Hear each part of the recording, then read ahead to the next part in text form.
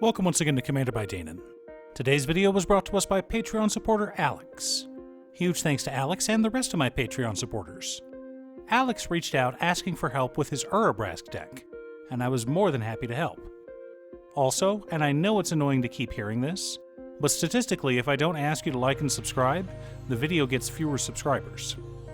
Urabrask is a 4-mana 4/4 legendary Phyrexian Praetor with First Strike. Whenever we cast an instant or sorcery spell, Urabrask deals 1 damage to target opponent, and we add a red mana. Additionally, we may pay a single red to exile Urabrask, then return it to the battlefield transformed under its owner's control. We may only activate this ability as a sorcery, and only if we've cast 3 or more instants and/or sorceries this turn. Transformed, Urabrask becomes the Great Work, a saga. Adding the first lore counter makes the Great Work deal 3 damage to target opponent, and each creature they control.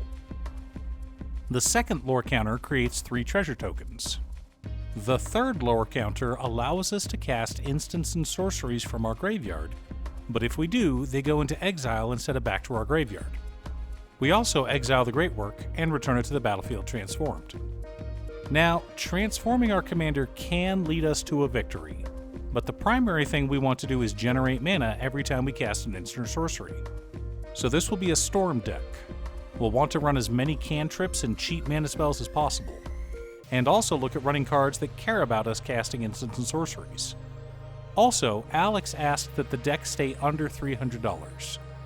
My initial build wound up being closer to $175, but we wound up adding a couple of cards that Alex had lying around that brought the deck cost up quite a bit. But before we get to our deck list, a quick word from our sponsor, Ultimate Guard. Ultimate Guard is made famous by their boulders, solid, reliable, and affordable deck boxes. Boulders are now available in solid colors, like this beautiful blue one seen here. Find out if your local game store carries the new Ultimate Guard solid color boulders, or click on the link down below to order yourself one from Amazon. In order to build a functional commander deck, you need lots of different pieces, which is why I try to rely on my handy-dandy checklist. 50 mana sources, usually split between 37 lands and 13 pieces of ramp, 10 pieces of card advantage, 8 to 10 pieces of spot removal, 2 to 3 board wipes, 2 pieces of graveyard hate, and 1 sudden I win card. Oh, one more quick announcement before we get started. I'm going to be streaming on Musings by Danon as well as Twitch. It'll mostly be Final Fantasy XIV, but you're more than welcome to pop in and talk about manga or Commander.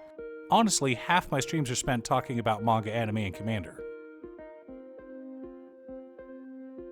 Mad Blind Mountain, Reliquary Tower, and 27 mountains make up the land base for this deck.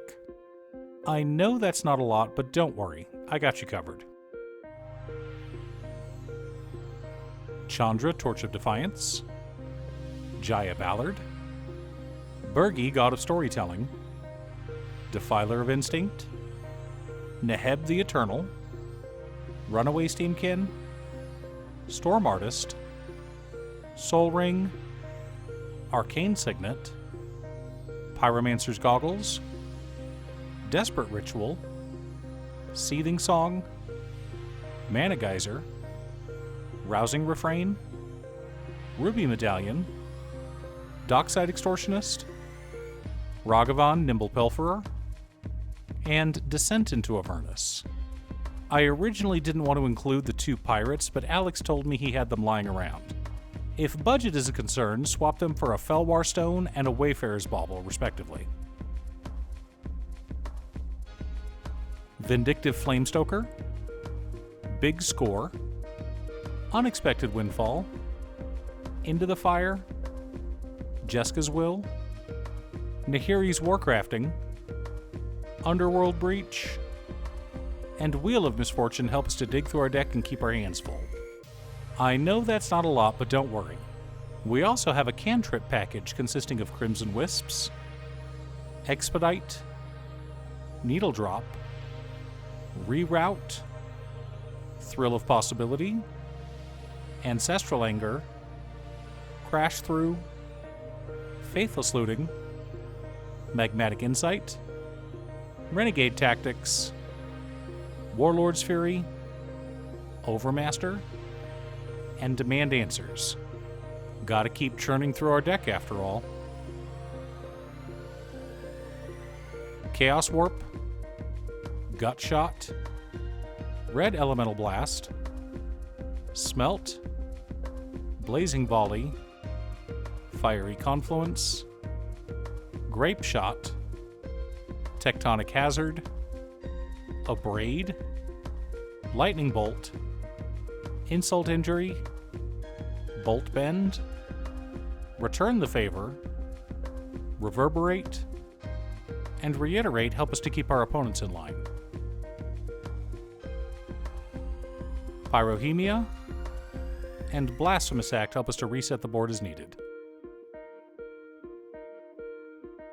Electrostatic Field, Erebor Flamesmith, Firebrand Archer, Gutter Snipe, Kessig Flame Breather, Thermo Alchemist, Jaya Venerated Fire Mage, Torbrand Thane of Redfell, Mechanized Warfare, Repercussion, Fiery Emancipation, Sulfum Mayhem Dominus, Arcane Bombardment, and Double Vision make up the core of our deck and how we plan on winning.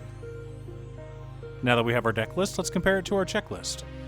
48 mana sources split between 29 lands, 18 pieces of ramp, and our commander.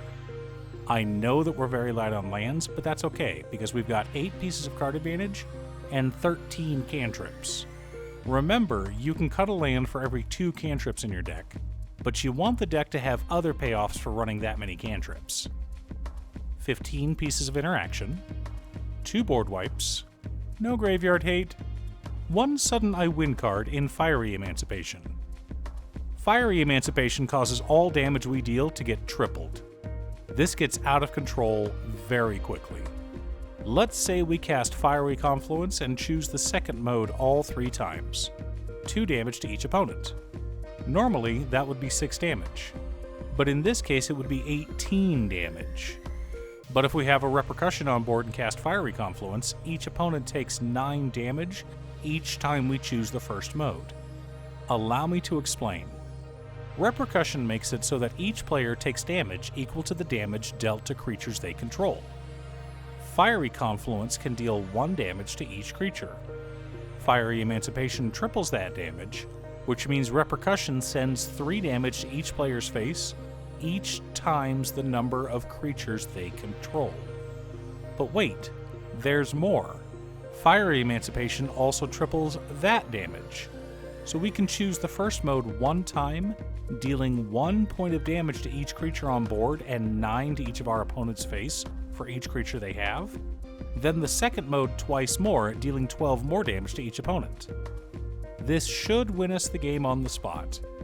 But a deck like this needs time to set up, and you always have a chance of fizzling out, which is what makes it so fun. Sometimes you play a deck like this, you crush everyone in a few turns. Other times, your deck gets shut down by your opponents. It's a bit chaotic to play a Storm deck, but almost always entertaining. Do you have an Urabrask deck? What about a Storm deck? What's your secret deck? Leave a comment below. Thanks for tuning in. Once again, a huge shout out to my editor Cutestuff. I couldn't make these videos without her. If you'd like to hire her to edit your own videos, she can be reached at cutestuff.edits@gmail.com. Link is down below.